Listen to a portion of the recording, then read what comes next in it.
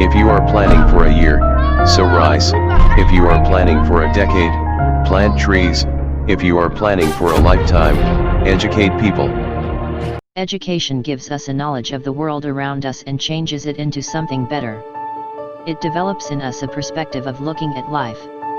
It helps us build opinions and have points of view on things in life. People debate over the subject of whether education is the only thing that gives knowledge. Proper and good education is very important for all of us.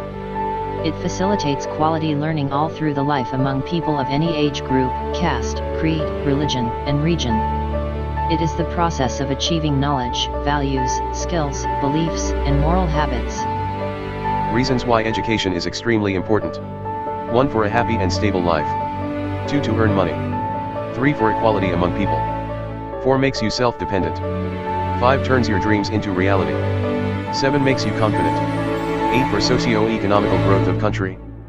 Successful individuals, communities, societies, and entire civilizations are underpinned by the quality of their educational system. During their formative years, children might have a hard time seeing the bigger picture and understanding why their schooling years are some of the most important they will ever encounter.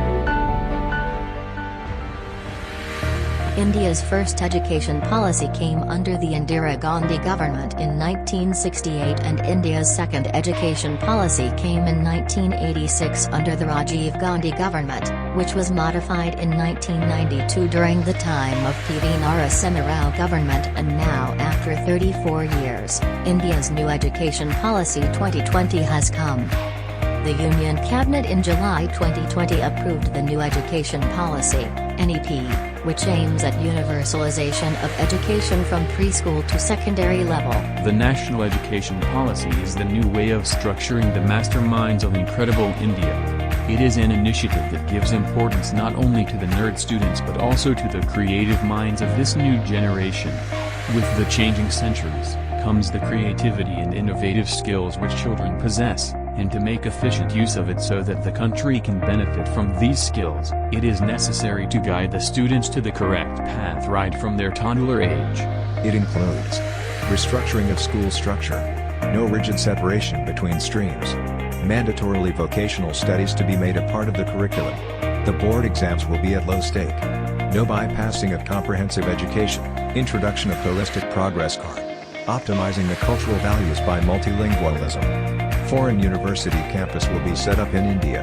Efficient utilization of school space. नई शिक्षा नीति पढ़ने के बजाय सीखने पर focus करती है और पाठ्यक्रम से और आगे बढ़कर गहन सोच पर जोर देती है. Education is the most powerful weapon which we can use to change the world.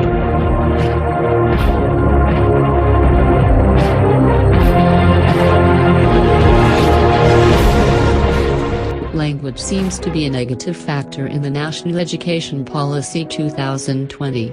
India has the problem of a disturbing teacher and student ratio.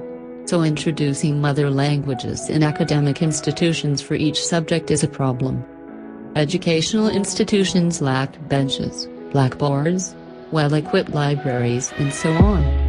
Education Policy 2020 will further increase the differences between the sections of the society. Under the new system, one has to study for 4 years to complete their graduation. However, the question arises as to why the student will continue with the program if he or she can get the diploma in 2 years. NEP 2020 aspires to combine traditional knowledge with modern thinking and introduces vocational education from elementary schools, but a large number of students do not have access to such technology and gadgets. How would these excluded students benefit from the new modes of learning? Corruption in the education sector and the lack of financial resources are major concerns for policy implementation. By 2040, the aim of this policy was to convert all higher education institutions, HAES, is to become multidisciplinary institutions, and the aim of each institution is to have 3,000 or more students. The implementation, it's effectively our country to take J-curve growth in all sectors. So, it is also known as the globalization of education. The policy aims at making India a global knowledge superpower. The policy also aims at right